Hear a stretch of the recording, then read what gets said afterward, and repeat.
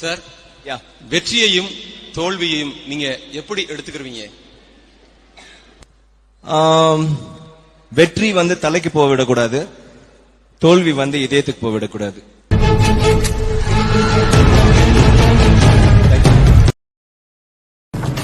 அவங்க என்ன வேணா பேசட்டும், அதை பத்தி எனக்கு கவலை இல்லை.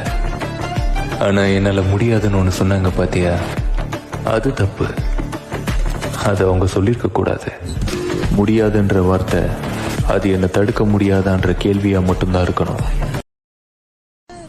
இப்பெல்லாம் எதையும் பேச தோணல, எதையும் நியாயப்படுத்த தோணல. அமைதியா இருக்கவே அடம் பிடிக்கிறேன். இந்த உலகம் பிடிச்சிருந்தா நல்லவன்னு சொல்லும், பிடிக்கலன்னா கெட்டவன்னு சொல்லும். கிடைச்ச பெயரை பத்தி கவலைப்படாம வாழ பழகிக்க. மனம் உண்டு என்றால சொர்க்கத்தில் இடம் உண்டு.